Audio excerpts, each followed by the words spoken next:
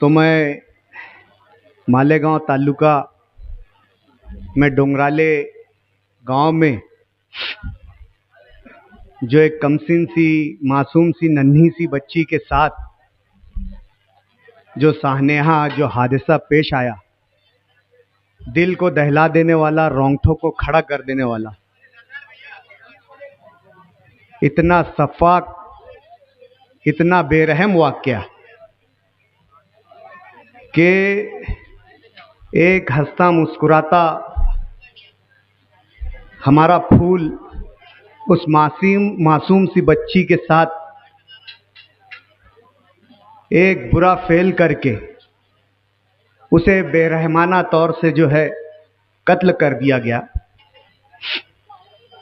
यकीनन ये न सिर्फ तालुका, शहर, ज़िला, रियासत बल्कि मुल्क के लिए एक दिल दहला देने वाला वाक़या है। आज हम इस स्टेज के माध्यम से महाराष्ट्र हुकूमत से ये अपील करते हैं कि ऐसे सफाक कातिल को, ऐसे निर्दयी कातिल को जल्द से जल्द कानून के तहत जो अदालती निज़ाम में मौके मौजूद है उसका इस्तेमाल करते हुए फौरन से पेशतर फास्ट ट्रैक कोर्ट चलाकर ऐसे बेईमाना कत्ल करने वाले जालिम शख्स को निशान इबरत बनाए और उसे फौरन से पेशतर उसे फांसी पर, उसे सूली पर लटकाएं। ये जज्बात मुल्क की आवाम का है और बिलखुसूस शहर मालेगांव का है कि ऐसे कातिल को जल्द से जल्द कैफर किरदार तक पहुंचाया जाए। दोस्तों, आज हम इस इलेक्शनी मीटिंग का बाकायदा आगाज करते हैं। आज की जो इस मीटिंग के सदर मोहतरम आली वकार, हमारे मोहल्ले की मशहूर शख्सियत और 2017 से मेरे साथ शाना बशाना चल रहे हैं और हर वक्त मेरी रहनुमाई करते आ रहे हैं, मेरी सरपरस्ती करते आ रहे हैं। सियासी तौर से, समाजी तौर से जहाँ जहाँ मुझे उनकी ज़रूरत पड़ी उन्होंने मुझे अपनी खिदमत अंजाम दी। हम सब के चहेते इस इलाके के हमारे रशीद शाह साहब जो आज की मीटिंग की सदारत पेश कर रहे हैं, उसी के साथ साथ मीटिंग में मौजूद हमारे दूसरे सरपरस्त और बुजुर्ग शब्बीर पहलवान साहब, महमूद भाई रेडीमेड वाले साहब, हमारे यासीन चाचा टीवी वाले, जमाल दादा साहब, अब्दुल भाई हमारे बोमिल वाले, खालिक पहलवान साहब, अंसार घड़ी वाले साहब, यूसुफ भाई साहब और हमारे हरदिल अजीज जो है कौमी शोहरत याफ्ता जो है एंटरटेनमेंट की दुनिया से ताल्लुक़ रखते हैं, हमारे कलीम हीरो साहब, मुन्ना गुजराती साहब, अतीक भाई, आमीन गाय वाले साहब और हमें मुझसे पेशरू मुकर्रिर याकूब शाह साहब, खालिक कुलई वाले साहब, शाकिर शाह साहब, हमारे हनीफ पहलवान साहब, नवाब भाई कुलई वाले, शेरू भाई मिर्ची वाले, मुन्ना शाह साहब, फेरोज़ भाई भंगार वाले, हमारे रईस भाई रईसवा साहब, नासिर नसरा साहब, मुबीन मेंबर साहब, साबिर भाई साहब, पापा तंबुली साहब, शकील कैसेट वाले साहब, जिन लोगों के नाम यहाँ जिम्मेदारान ने दिए हैं, मैं उन लोगों के नाम यकीनन लेना ज़रूरी समझता था ताकि मेरी आवाज़ के ज़रिए इस वार्ड की आवाम में ये पैगाम चला जाए कि आज जो लोग हमारे साथ सियासी तौर पर जो स्टेज शेयर कर रहे हैं वो अपने इस इलाके की मुअज़्ज़िज़ और मोतबर शख्सियात हैं।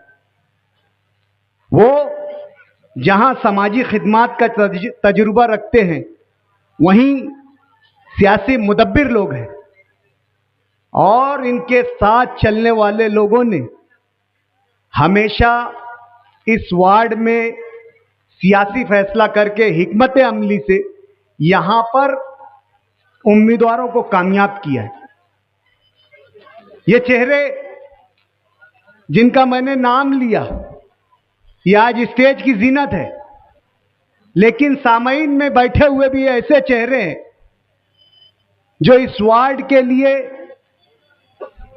इस मोहल्ले के लिए, इस इलाके के लिए गाहे बगाए अपनी खिदमत पेश करते आए, अपनी अपनी सतह पर लोगों की खिदमत करते आए हूं। आज वार्ड के मोतबर चेहरों का जो हुजूम यहां पर जमा हुआ है, ये मुझे हौसला बख्शता है, मुझे हिम्मत देता है और मेरे यकीन को मजबूती अता करता है कि इंशाअल्लाहुल अज़ीम आने वाले वक्त में दोबारा अल्लाह हमें इस वार्ड की नुमाइंदगी करने का मौका दे सकता है। दोस्तों, इलेक्शन के अय्याम शुरू हो चुके हैं। जो पहली दूसरी कार्रवाई होती है इलेक्शन की, वार्ड रचना, वो हो चुकी है, वो फाइनल हो चुकी है। उसके बाद जो दूसरा मरहला होता है वोटिंग लिस्ट का, यादी का, वो भी जो प्रारूप यादी होती है, वो यादी भी डिक्लेयर हो चुकी है। उस पर हरकत लेने के लिए वक्त दिया गया है और उसके बाद अंतिम यादी, फाइनल यादी भी डिक्लेयर होगी और इलेक्शन का प्रोग्राम लगेगा। लेकिन इस बीच सुनने में आ रहा है कि 25 नवंबर के रोज सुप्रीम कोर्ट में आरक्षण को लेकर जो मुद्दा था कि हुकूमत महाराष्ट्र और इलेक्शन कमीशन ने जो 50% रिजर्वेशन फिक्स किया गया है, उस रिजर्वेशन को बढ़ाकर कहीं कहीं जो है लॉट्स में उस रिजर्वेशन की फीसद को बढ़ा दिया गया है, कहीं 51% कर दिया है, कहीं 52% कर दिया गया है।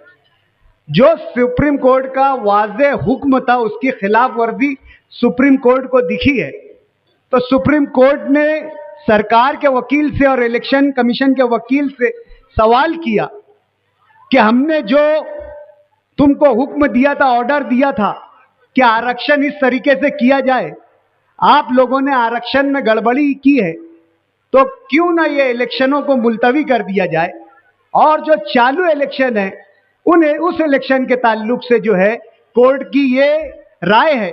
जबकि आने वाले इलेक्शन के लिए कोर्ट ने ज़बानी तौर से ये कहा है कि अभी किसी इलेक्शन का प्रोग्राम, जब तक आरक्षण का मसला क्लियर नहीं हो जाता, 50% के अंदर अगर आरक्षण जब तक के गवर्नमेंट और इलेक्शन कमीशन एफिडेविट कोर्ट में दाखिल नहीं कर देती, आगे के किसी भी इलेक्शन को, चाहे वो पंचायत समिति का हो, जिला परिषद का हो या कॉरपोरेशन का हो, ये इलेक्शन जो है वो जाहिर ना करे। 25 नवंबर 3-4 रोज में गवर्नमेंट अपना एफिडेविट जिस तरीके से पेश करेगी, उस तरीके से आने वाले इलेक्शन का जो है मंजर जो है वो वाजे होगा, खुल कर आएगा, दिखेगा कि इलेक्शन होने जा रहा है या इलेक्शन में देरी हो सकती है, इलेक्शन लेट हो सकता है। फिर भी हमने हमारा इलेक्शन जो है वो शुरू कर दिया है और इसी सिलसिले की ये पहली बुनियादी और अव्वल कड़ी है कि आज हमने यहां पर इलेक्शन की पहली मीटिंग रखकर इस वार्ड नंबर 21 के इलेक्शन का बिगुल बजा दिया। दोस्तों, वार्ड नंबर 21, इसमें कई इलाके आते हैं और आप लोगों को बार बार स्टेज के जरिए, अखबारों के जरिए बताया जा चुका है कि कौन कौन से इलाके इसमें शामिल हैं। आज ये मीटिंग जहां हो रही है, इस इलाके का नाम गुलशन इब्राहिम है और मेरी मालूमात के हिसाब से ये इलाका 10 से 12 साल और बहुत ज्यादा अगर हो गया तो 15 साल ये इलाका वजूद में आया। इससे मुत्तसिल, इससे जुड़ी हुई बस्ती जो वार्ड नंबर 21 की सियासत का दिल, हार्ट कहलाती है जो बस्ती, वो गुलशेर नगर डिपो गढ़ नंबर 106, 107 है। जहां पूरे वार्ड में आज नई आदि के एतबार से 23,000 वोट है। देखने में यह आ रहा है कि 40% वोट जो है वो गुलशेर नगर डिपो, जिसमें कुछ गुलशन इब्राहिम 108, 109 और 110 की भी वोट आई है, ऐसे 40% वोट इस इलाके में।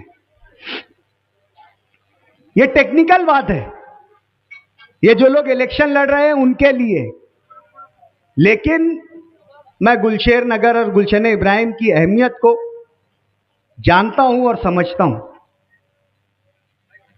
गुलशेर नगर इलाका मैं समझता हूं कि 1984 में यह इलाका उस वक्त की म्यूनिसिपैलिटी के जिम्मेदारान की मदद से यह इलाका बसाया गया है। यह गुलशेर नगर जो आज शहर के सियासत का दिल कहला रहा है, यह इलाका जब वजूद में आया, यह इलाका जब बना, तो इस इलाके में आबाद होने वाले लोग, इस इलाके में बसने वाले लोग, यहां पर आकर रहने वाले लोग ऐसे लोग थे जिनकी सरों पर छत नहीं थी, जिनके पास रहने के लिए अपने जाती मकान नहीं थे, या वो इस हैसियत में या इस ताकत में नहीं थे कि वो खुद का अपना मकान शहर की मौजूदा बस्ती में ले सके। बोलने वाले बताते हैं, देखने वाले बताते हैं कि शुरुआत में टाट का पार्टीशन बनाकर जो हमारा बारदान आता है, बल्लियां और बांबू गाड़कर शुरुआत में रिहाइश का इंतजाम किया गया। उस वक्त के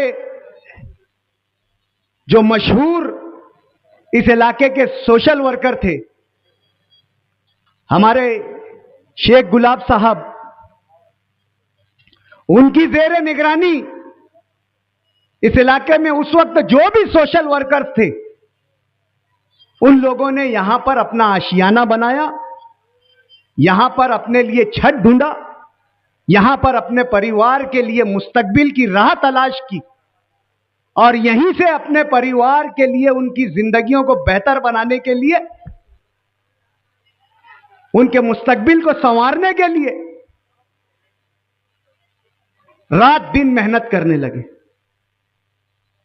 मालेगांव शहर का यह वाहिद इलाका है जो 95% रोज कमाने और रोज खाने वालों का इलाका है, जिस्मानी मेहनत करने वालों का इलाका है। रोजाना मेहनत करते हैं, रोज कुआं खोदते हैं, रोज पानी पीते हैं, तब जाके अपना और अपने परिवार का यहां के लोग पेट पालते। यहां पर अपने आप को लोहे के जंगल में झोंकने वाले लोग हैं, जिन्होंने अपने जिस्मों को, अपनी रूहों को, अपने बदन को लोहों के जंगल में झोंक दिया, रात दिन लोहों से टकरा कर अपने जिस्म को खोखला कर दिया, सिर्फ इस नियत से, इस ख्वाब से कि वो अपने बच्चों का बेहतर मुस्तकबिल बना सके, उनकी पेट की आग को बुझा सके, उनके मुस्तकबिल को संवार सके। जिन्हें लूम चलाना आता था वो लूम चलाने लगे। जो लोग कारीगरी, तामीराती कारीगरी का महारत रखते थे, जिन्हें हम आम जबान में मिस्त्री गौंडी कहते थे, बहुत बड़ा तबका है यहां पर शहर में। मैं नहीं समझता कि इतने बड़ी तादाद में गौंडी मिस्त्री जो है रहते होंगे जहां जितने गुलशेर नगर में।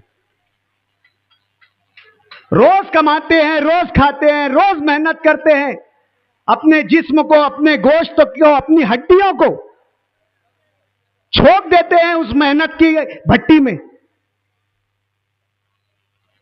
रात दिन एक कर अपने बच्चों के पेट पालने की फिक्र में ना अपनी सेहत की परवाह करते हैं, ना अपनी जिंदगी की परवाह करते हैं, ना अपनी जवानी की परवाह करते हैं, ना अपने बुढ़ापे पर झांकते हैं। सिर्फ मेहनत करते हैं इसलिए कि बेहतर जिंदगी उनको और उनके बच्चों को मिले।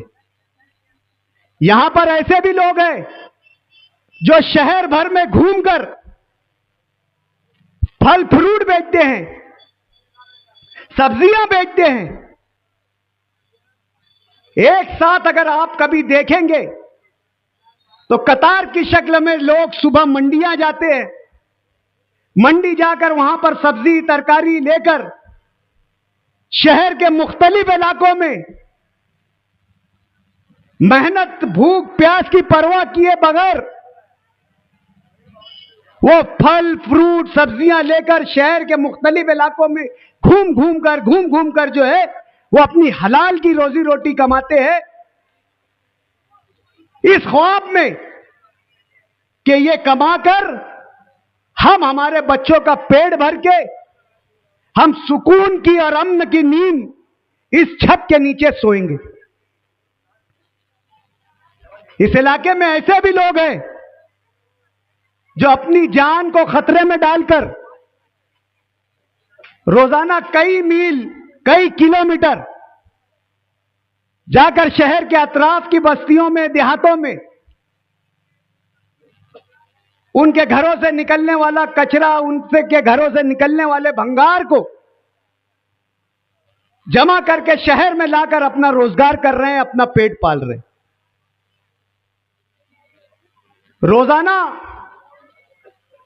आज तो हाईवे अच्छे हो गए, लेकिन उस वक्त हाईवे का सफर करते थे जब मैं समझता हूं कि शहर में रोजाना एक मौत जो है हाईवे में एक्सीडेंट से होती थी। ऐसे हालात में सिर्फ और सिर्फ अपने बच्चों का, अपने परिवार का पेट पालने के लिए ये जोखिम लेकर, ये रिस्क लेकर इस इलाके के लोग निकलकर अपनी परिवार की परवरिश करते हैं।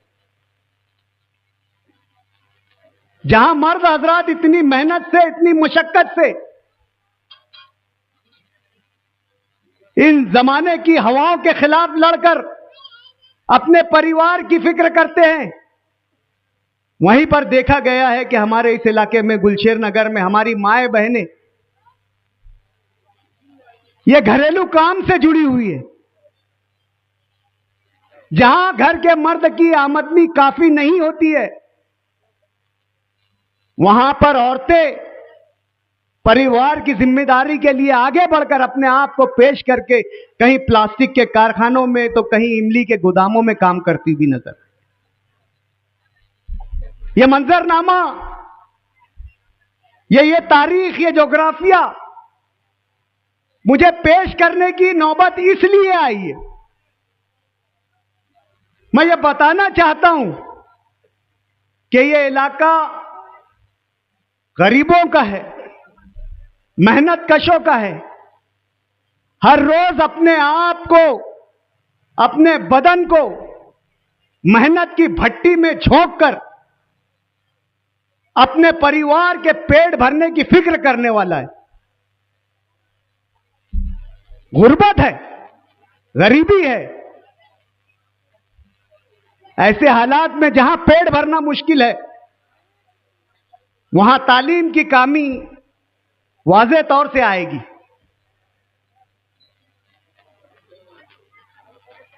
इन हालात में हमने 2017 में इस वार्ड की नुमाइंदगी की, इलेक्शन लड़ा। वार्ड की हालात, ज्योग्राफियाई हालात हमारे समझ में आ गए। हम कोई बहुत बड़ा इलेक्शन नहीं लड़ रहे थे, हम वार्ड का, कॉरपोरेशन के मेंबर का इलेक्शन लड़ रहे थे, लेकिन हमने वार्ड की बुनियादी जरूरत को महसूस किया और जो एक खाका हमारे सामने आया कि अगर हमने यहां पर हमारे जरिए कुछ तरक्कियाती काम किए इस इलाके में जहां बुनियादी सहूलतें आज मयसर नहीं है, गुलशन इब्राहिम में ना रोड है, ना गटर है, ना नल है, ना लाइट है। अगर हम इन इलाकों में तामीराती काम अगर कर देते हैं तो यकीनन यहां के लोगों की जिंदगी में सुधार तो आएगा और कहीं ना कहीं रोजगार के मौके भी यहां पर पैदा होंगे। यकीन मानो, जो लोग मेरे साथ 7-8 साल से जुड़े हुए हैं, मैं हर बार हर मर्तबा उनसे यही बात करता हूं कि आज अगर हमने जहां रोड बना दिया, गटरे साफ कर दिए, तो हो सकता है पुख्ता सड़कें आने के बाद वहां पर रोजगार के मौके आ जाए। लोग अपने शहर में रहकर, अपने इलाके में रहकर, अपने बाल बच्चों के बीच में रहकर रोजगार करने की कोशिश करेंगे। यही सिलसिले की एक कड़ी आज जिस रोड पर हम ये जो हमारी इलेक्शन की कॉर्नर मीटिंग ले रहे हैं, 2017 और 2024 यहां पर कोई यहां पर से गया नहीं है और कोई यहां नया आया नहीं है। वो इस इलाके के हालात को भी जानते हैं जो कल थे, और आज भी जान रहे होंगे जो आज उनके सामने। ये रोड, इससे पहले यहां के हालात, इस रोड की तामीर के फौरन बाद इस इलाके के रोजगार में इजाफा हुआ। जो जगह खाली थी वहां पर मालिकान ने शॉपिंग बनाकर, गाला बनाकर लोगों को भाड़े से रोजगार के जो है मौके फराहम किए। जिनके अपने घर थे उन्होंने वहां पर शॉपिंग सेंटर निकालकर भाड़े से देकर अपनी आमदनी में इजाफा किया, और उसी के साथ साथ इलाके की जगहों की कीमतों में इजाफा भी हुआ। मैं मजाक से हमारे महमूद भाई रेडीमेड वाले को अक्सर कहा करता था कि महमूद भाई, मेरी कोशिश है कि जब तक के ये रोड का भाव 5,000 रुपया नहीं हो जाता, तब तक के मैं ये समझूंगा कि मैंने इस इलाके में अपनी नुमाइंदगी का हक अदा नहीं किया। मैं हमेशा अक्सर मजाक में बोलता था कि महमूद भाई, जिस दिन 5,000 किसी ने इस जगह इस रोड पर भाव बोल दिया, उस दिन लगेगा कि डॉक्टर खालिद ने कुछ काम किया। और मुकादम मिल रहे नहीं 5,000, अरे बंद है, चलो ठीक। बोलने का मतलब यह है, आज जहां पर हम खड़े हैं, इसके अतराफ की बस्तियां, मेरे बाएं जानिब पूरा खल्ला, पूरा नाला खुला हुआ रहता था, और यहां से वहां तक मैदान में गंदगी रहती थी। 110 के ग्राउंड पे क्रिकेट के टूर्नामेंट हुआ करते थे। झाड़ियों में झाड़ियां थी, मुख्तलिफ किस्म के जानवर घुस जाया करते थे। लेकिन अल्हम्दुलिल्लाह, अल्लाह का फजल है, अल्लाह का करम है कि आज गुलशन ज़ैनब 108, 109, गुलशन इब्राहिम 109, 108, 110 में मैं समझता हूं 90% रोड गटर के काम जो है वो आज हमने मुकम्मल कर दिए। मैं ये बोलता हूं कि मुश्किल से 6 महीना गैप नहीं रहता होगा कि गुलशन इब्राहिम में हमने कोई तामीराती काम नहीं किया। यहां पर हमने आवाम की सहूलत के लिए जहां रोड रास्तों का नज्म किया, वहीं पर गली गली पानी, नल का इंतजाम करने की हमने भरपूर कोशिश की। जिस वक्त 2017 में हम यहां से चुनकर आए थे, गुलशन इब्राहिम में, आरिफ सेठ की कॉलोनी में, उस वक्त तक वहां पर पानी जो है बुदलियों के जरिए लाया जाता था। यहां से लेकर मेरे इंडिगो तक लोग बुदलियों से पानी लाकर अपनी पानी की जरूरत को मुकम्मल करते थे। 2018 में हम यासीन चाचा टीवी वाले के यहां मंगनी में गए, तो मैं यासीन चाचा को बोलने लगा कि अच्छा हुआ हमको बुला लिए, जैने को बुलाते थे ना तो वो तो इसकी वो दुर्गत बनाता था, वो यानी करता था कि इस पे एक वीडियो बना लेता था। मंगनी के लिए खाट रखी गई थी, ऐसा लग रहा था हम रुकू में बैठे, यानी खटिया पर बैठे थे तो हम इतने झुके हुए थे कि ऐसा लग रहा था कि इमाम ने अल्लाह अकबर बोला, हम रुकू कर रहे। यकीन मानो इतना बड़ा गढ़ा, और ऐसे आज अल्लाह के फजल करम से ये जो भी 15-20 गलियां हैं, एक गली वहां पर बची हुई थी, वो आजकल में वो भी मुकम्मल कर ली गई है।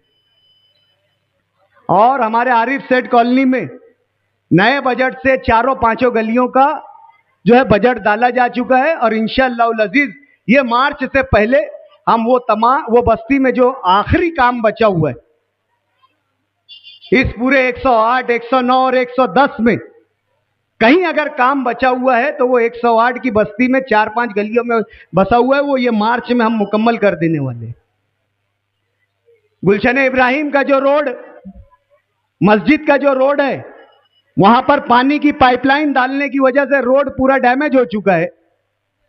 वो रोड भी इंशाअल्लाह अजीज मैं समझता हूं कि ये महीने भर में, और हमारे मुन्ना शाह साहब की जो गली है उसी के साथ जो है ये महीने भर में जो है आमदार निधि से ये दोनों काम भी हो जाएगा। अगर हम काम का सिलसिला शुरू करें, हमारे आमीन भाई ने बताए कि 133 नसीम भाई के रोड से लेकर, सत्तार फ्रूट वाले की गली से लेकर, हाजरा मदरसे की गली से लेकर, अनीश टाटा साहब की गली से लेकर, वसीम फ्रूट वाले की गली से लेकर, आप बता दो ये सीमेंट रोड की तामीर किसने किया? नसीम साइजिंग का मेन रोड हम चुन कर आए और सबसे पहले डामर रोड का काम वहीं पर किया। हमने ना मुखालिफ देखा ना हामी देखा।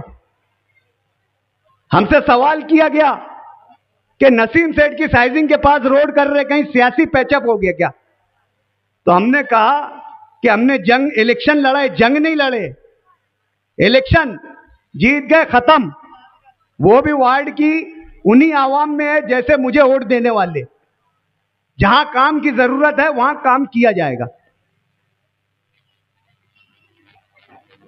और मेरे ऐसे बहुत से दोस्त हैं, काम हमने ऐसा किया कि जैसे लाल बस को कोई हाथ देता तो रुक जाती, बैठता, चलने लगता, वैसे हमने काम किए।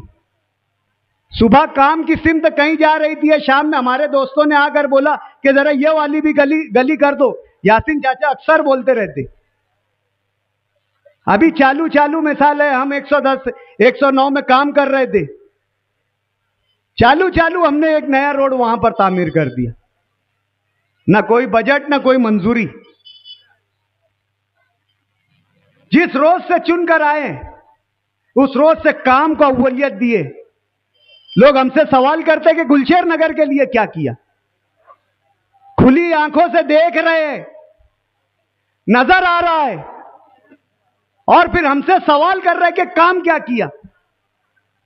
महमूद चाचा रेडीमेड वाले बोलते थे कि डॉक्टर साहब धूल बहुत हो रही।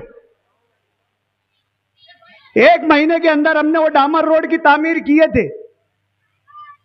उसके बाद वहां से पाइपलाइन जाने के बाद आज आप देख रहे होंगे कि 3 करोड़ की लागत से उस रोड का काम चालू है। और जहां आज काम चालू है सिर्फ उतना हिस्सा नहीं है, झांझेश्वर मंदिर से लेकर आई मरी मंदिर तक, आई मरी मंदिर अल उमर हॉस्पिटल से लेकर सवनगांव नाके तक, सवनगांव नाके से लेकर मालदा बांध तक 2 करोड़, 1 करोड़, 3 करोड़, 6 करोड़, 3 करोड़ के बाद ये 3 करोड़ का 6 करोड़, 2.5 करोड़ का हमारा आई मरी से लेकर झांझेश्वर मंदिर का 8.5 करोड़ रुपया, 3 करोड़ रुपये का आई मरी मंदिर से लेकर नेशनल हाईवे तक का जो अभी मेरे घर से आगे काम शुरू हुआ है, 3 करोड़ का 11 करोड़ रुपये का काम, 70 लाख रुपये का गुलशन 110 में, गुलशन खालदा अज्जिन में 70 लाख रुपये का, 1 करोड़ का ये रोड जिस पर आज आप बैठे हुए हैं, 30 लाख का अभी गुलशन ज़ैनब में काम मुकम्मल हुआ है, बारीक गलियों में। 40 लाख का रोड जो है अभी रहीम भाई भंगार वाले के घर के पास मुकम्मल हुआ है। फिर किस तरीके का काम चाहिए? ये वो इलाके हैं जहां आप रहते हैं, आप खुली आंखों से देख रहे हैं। आज आंखों के सामने अंधा बनाऊंगा और आंखों देखी मक्खी निकलने वाला माहौल नहीं रह गया है। अगर मैं ये काम पेश कर रहा हूं तो ये काम हकीकत में मौजूद है। ये काम आज अपनी आंखों से आप देख रहे हैं, ये काम हो चुके हैं। दूसरे इलाकों में भी हमने काम किया है। आज हस्सान बिन साबित की मस्जिद के पास अभी हमारा रोड का काम मुकम्मल हुआ। अबू तला मस्जिद के पास 1 करोड़ के रोड का काम चालू है। अभी 75 लाख की लागत से 121 में हमारा सीमेंट रोड बनेगा। ये तमाम काम मंजूर है। और मेरे को नया नाम मस्जिद का नहीं लेते आ रहा है, मिलाद पाक मस्जिद के जिम्मेदारान ने मुझसे गुजारिश की थी कि 110 के 109 के ओपन पर जो है वॉल कंपाउंड बनाया जाए। अनकरीब उसका टेंडर हो जाएगा और वहां पर वॉल कंपाउंड बनाया जाएगा और वहां पर शादी हॉल बनाया जाएगा। इसी तरीके से सर्वे नंबर 107 में जो मदरसा मिफ्ताहुल हसनात है 15 नंबर गली के कोने पर, वहां पर एक शादी हॉल मरहूम शाहिद खान के नाम से बनाया जाएगा। सर्वे नंबर 105 में 80 लाख की लागत से वॉल कंपाउंड के साथ जॉगिंग ट्रैक बनाया जाएगा। ये तमाम काम मंजूर हो चुके हैं, टेंडर हो चुके हैं। ये कामों को होना अभी बाकी है। इससे पहले के जो काम वो जाने दो, लेकिन ये हालिया काम मैं बता रहा हूं, ये साल और 1.5 साल और 2 सालों की मुद्दत में। सियासत में लीडर से लिया जाता है, लीडर को दिया नहीं जाता है। अल्लाह ने हमें अक्ल शऊर इसलिए दिया है कि हम खरे और खोटे में फर्क कर सके, काम करने वाले और काम नहीं करने वाले में फर्क कर सके, हम देने वाले और नहीं देने वाले में फर्क कर सके। किसमें क्या सलाहियत है, कौन क्या कर सकता है, उसमें उसकी सलाहियत को महसूस कर सके, इसलिए अल्लाह ने हमें अकल दी है। आज ये इलाका तरक्की की तरफ रवा दवा है। जो नाला बोला जाता था इमाम अबू हनीफा चौक, आज अल्लाह के वली के नाम से रखा गया है और आबाद है। अगर मुस्तकबिल में अल्लाह ताला ने हमें इसी तरीके का कोई मौका दिया और हम शहर की क़यादत करने के अल्लाह ने हमें लायक बनाया, तो यकीनन हम तामीर की बात करते हैं, कामकाज की बात करते हैं। हम कभी जातियात की सियासत नहीं करते, हम कभी मनफी सियासत नहीं करते, हम कभी इल्ज़ाम तराशी की सियासत नहीं करते, हम कभी बुरा बोलना भला बोलने की सियासत नहीं करते। हमारा काम, हमारा यकीन काम काज की सियासत पर है। जो आज वार्ड नंबर 18 अब्दुल माजिद जहां से नुमाइंदगी कर रहा है, सैलानी चौक का हाल आपने देखा था, जहां आज सैलानी टावर बना है, वहां पर बाकायदा पूरे मोहल्ले का कचरा फेंका जाता था। आज आपने वो अयूब नगर की रोड भी देख लिया, सैलानी चौक भी देख लिया और उस इलाके के मुकम्मल तामीराती काम भी देख लिए। बोलने का मतलब कि जात बिरादरियां तेरा मेरा ये आपके मुस्तकबिल को बेहतर नहीं बना सकती, ये आपको बेहतर मुस्तकबिल नहीं दे सकती। मैंने जो तमहीद में बात कही कि किस तरीके की मेहनत करके आप अपने परिवार को पालते हैं, इस फिक्र में कि जिंदगी अच्छी हो जाए। आप दिन रात मेहनत इसलिए करते हैं कि हम सुकून और अमन से हमारी जिस्मानी मेहनत को, थकावट को आकर हमारे घरों पर आराम के साथ एक पुरफिजा साफ सुथरे माहौल में जो है हमारी जिंदगी का सुकून हासिल करें। जिंदगी का यह मकसद है। आज अगर तेरे मेरे में कोई मेरा वाला आ जाए, हम 2 मर्तबा 3 मर्तबा, ना इरफान उसको सिगरेट दे सकता, ना बीड़ी दे सकता, ना आयम उसको खाना दे सकता, 3 से 4 मर्तबा, 1-2 बार मोहब्बत में हो जाएगा। लेकिन कितना बड़ा भी शहर का रुस्तम रहेगा, 5वें दिन वो पैसा ही मांगेगा। जहां आपकी जरूरत आपका पेट पालना है, जहां आपकी जरूरत अपने बच्चों के परिवार, अपने परिवार का मुस्तकबिल संवारना है, वहीं आपकी जरूरत आपका मोहल्ला, आपका इलाका, आपकी अपनी बस्ती भी है। आप अपने माशरे को, अपनी बस्ती को दूसरों के भरोसे नहीं छोड़ सकते। आप अगर अपने माशरे को, अपने बस्ती को किसी दूसरे के भरोसे छोड़ दिया, किसी नाअहल के हाथों में उसकी क़यादत दे दी, किसी नाअहल के हाथों में उसकी जिम्मेदारी अगर दे दी, तो आजकल मैं ये देख रहा हूं कि लोग सफेद कपड़े, सफेद चप्पल और शाइन गाड़ी के लिए मेंबर बन रहे। जिम्मेदारी का किसी को एहसास नहीं है। चौक में सेंटेड पान खाने के लिए मेंबर बन रहे। पान टपरी वाला मेंबर साहब बोलकर पान देना चाहिए, इसलिए मेंबर बन रहे। कारपोरेशन के पास 5 बजे से 7 बजे तक मेंबरों का टोले में बैठकर गपशप करना चाहिए, इसलिए मेंबर बन रहे। मेंबर बनना एक बहुत बड़ी जिम्मेदारी का काम है, आवामी जिम्मेदारी का काम है। हर एक की जिंदगी से मेंबर जुड़ा हुआ होता है। जहां समाजी मामलात होते हैं, जहां माशराती मामलात होते हैं, जहां तामायराती मामलात होते हैं, उन तमाम की सरबराही और रहनुमाई अगर कोई करता है तो वार्ड का कारपोरेटर करता है। और इतने बड़े ओहदे को जहां हम 2-3 चाप और 2-3 मुसल्लम फ्री नहीं दे सकते, जिसको 2-4 सिगरेट फ्री नहीं दे सकते, और इतना कीमती वोट सिर्फ तेरा और मेरा की बुनियाद पर दे सकते, और फिर हम तेरा मेरा रिश्ता क्या, ला इलाहा इल्लल्लाह का नारा देते तो उसको ले जाकर हाईकोर्ट में पेश करते। हाईकोर्ट में बोलते कि ये एक दूसरे को बोल रहे तेरा मेरा रिश्ता क्या। अल्लाह के नबी ने बोलकर गए कि अल मुस्लिम अखिल मुस्लिम, एक मुसलमान दूसरे मुसलमान का भाई है। मुसलमान वो जिसने कलमा का जो है कलमा अपने दिल और जुबान से अदा किया, जिसकी बुनियाद एक है। तू अगर कलमा पढ़ता है ला इलाहा इल्लल्लाह, मैं अगर कलमा पढ़ता हूं तो अल्लाह के नबी की हदीस के मुताबिक भाई है। अगर किसी ने, मैंने या तुमने नारा लगा दिया तेरा मेरा रिश्ता क्या, ला इलाहा इल्लल्लाह, तो इसमें कौन सी शरीयत के खिलाफ बात हो गई। मैं आलिम नहीं हूं और ना मैं इस मकसद से इस मंच पे कोई ऐसी बात करना चाहता हूं जो शरीयत की रोशनी में कोई जवाबदेह हो जाए। अल्लाह के नबी की हदीस है, अल्लाह के नबी की हदीस है कि एक मुसलमान दूसरे मुसलमान का भाई है। हम इसको इनकार नहीं कर सकते। अल्लाह के नबी की हदीस का कोई इनकार नहीं कर सकता। दुनिया में किसी की ताकत और मजाल नहीं है कि अल्लाह के नबी सल्लल्लाहु अलैहि वसल्लम के निकले हुए अल्फाज को जो है वो मुखालफत कर दे।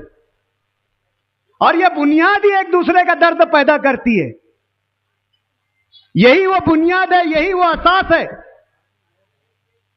कि मैं आपके बीच में और आप मेरे बीच में खड़े रहते हैं। और यही बुनियाद और यही असास के बिना पर शहर बसते हैं, बस्तियां बनती है कि हमारी मजहबी तहजीब, समाजी तहजीब है, एक है, इसलिए हम एक साथ रहते हैं। बुराई इस चीज में कहीं नहीं है। खैर, ये एक अलग टॉपिक है। सियासत और मजहब का एक दूसरे के साथ जोड़ देना वक्त की कमी थी। ये एक ऐसा टॉपिक है कि जिसको बताने के लिए मुकम्मल मुझे 1 घंटा लग जाएगा। आधा अधूरा बताया तो मुफ्तियान कराम का फतवा लग जाएगा। इसलिए मैं सिर्फ और सिर्फ इस बुनियाद की बात पर, जो 2 बातें थी, एक बात तामीर और तरक्की, और एक बुनियाद हमदर्दी, अपनाइयत, अपनापन। ये दो बुनियाद है, तामीर तरक्की की बुनियाद और अपनापन, अपना हमदर्दी। वो किस बुनियाद पर है ये बात। फिर उसके बाद कोई कुछ नहीं, कोई कुछ नहीं, कोई काला नहीं, कोई गोरा नहीं, कोई ऊंचा नहीं, कोई छोटा नहीं, कोई बड़ा नहीं, कोई गोरा नहीं, कोई काला नहीं, कोई उम्मी नहीं, कोई अजमी नहीं, कोई अरबी नहीं, कोई दौलतमंद नहीं, कोई गरीब नहीं। क्या बुनियाद? तेरा मेरा रिश्ता। क्या यह वही रिश्ता है जो हम सबको जोड़े रखता है। तो इस बुनियाद पर अगर फैसले करना है तो इसकी रोशनी में करे। फिर उसके अलावा कोई तेरा तेरा नहीं है, कोई मेरा मेरा नहीं है। फिर हम सब है, फिर हम सब हैं। मैं खड़ा, मैं भी तुम्हारा, तुम खड़े, तुम भी मेरे। मुझ में अगर कोई सियासी ऐब है, मुझ में कोई सियासी कमी है, मुझ में कोई फैसला लेने की कुव्वत कम है, मुझ में वो सलाहियत नहीं है कि मैं आप लोगों का काम नहीं कर सकता, मैं आपके जरूरत पर आपके साथ खड़ा नहीं हो सकता, मैं आपके दरमियान आपकी नुमाइंदगी नहीं कर सकता, किसी मसले पर मैं आपकी मदद नहीं कर सकता। अगर बुनियाद ये होगी, ये सोच होगी, तो मैं कहूंगा कि तूने तेरी वोट का हक अदा करा, तूने तेरी वोट का हक अदा करा। लेकिन अगर बुनियाद इससे हटकर हो कि ये और वो, तो फिर हमारी कौम का, हमारी मिल्लत का अल्लाह ही हाफिज है। फिर हमारी कौम का अल्लाह ही हाफिज है। ताकतें बटने में यहां तक आ पहुंची है कि आज डोंडाइचा का रिजल्ट आया इलेक्शन का। 26 के 26 उम्मीदवारों ने अपना अरीजा फॉर्म वापस ले लिया। नगर अध्यक्ष ने अपना अरीजा फॉर्म वापस ले लिया। हिंदुस्तान की तारीख में पहली मर्तबा ऐसा हुआ कि जुल्म की ताकत बिना इंतखाब के जीत गई। यह सिर्फ और सिर्फ सोच और नजरियात में बंटने का नुकसान है। इत्तेहाद जिंदगी है, इंतशार मौत है। फैसले सलाहियत की बुनियाद पर होना चाहिए। फैसले आपके मुस्तकबिल की सोच की बुनियाद पर होना चाहिए। फैसले अपने अच्छे और बुरे के लिए होना चाहिए। फैसले किसी को खुश करने के लिए, किसी की हार का बदला लेने के लिए, किसी की जीत की खुशी को मट्टी करने के लिए फैसले नहीं होना चाहिए। जीतने वाला जीत गया, हारने वाला हार गया। तरक्की याफ्ता कौमें अपने मुस्तकबिल को मद्देनजर रखकर फैसला करती है। मुझे यहां पर अमेरिका में न्यूयॉर्क के बने हुए मेयर ज़ोहरान ममदानी की मिसाल देना थी, लेकिन वक्त कम है। ज़ोहरान ममदानी न्यूयॉर्क का पहला मेयर है जो ना सिर्फ एशियाई है बल्कि मुस्लिम है। वो न्यूयॉर्क शहर जहां पर यहूदियों की आबादी इजराइल के बाद सबसे ज्यादा है, उन्होंने ज़ोहरान ममदानी को वोट देकर कामयाब क्यों किया? क्योंकि ज़ोहरान ममदानी ने उनसे आवाम के फायदे के लिए बात की, आवाम की राहत के लिए बात की, आवाम की भलाई के लिए बात की। उन्होंने अपना मुस्तकबिल देखा, अपने बच्चों का मुस्तकबिल देखा। उन्होंने ज़ोहरान ममदानी का मजहब, ज़ोहरान ममदानी की जात नहीं देखा। उन्होंने ये देखा कि इसके आने के बाद हमारी जिंदगियों में क्या सहूलतें आने वाली है, क्या बेहतरी आने वाली है। इस बुनियाद पर उन्होंने फैसला किया। तो आज वो दुनिया में तरक्की याफ्ता कौमें कहला रही है। आज शशि सोनक अगर इंडिया का है और बर्तानिया का प्राइम मिनिस्टर बन जाता है, वो अंग्रेज जिन्होंने 200 साल हम पर हुकूमत की है, और हमारा बंदा वहां पर जाकर अगर जो है वहां का प्राइम मिनिस्टर बन जाता है, सिर्फ उसकी सलाहियत को देखकर फैसला किया गया है। ये तरक्की याफ्ता कौमों की निशानी है कि हमारे मुआशरे में क्या बेहतर हो सकता है। उस बात को बुनियाद बनाकर अगर फैसला किया जाएगा तो यकीनन अल्लाह ताला फैसले भी बेहतर उतारेगा। इतनी ही बात कहकर पैगाम के साथ मैं अपनी बात खत्म करता हूं। आए हुए तमाम लोगों का बहुत बहुत शुक्रिया।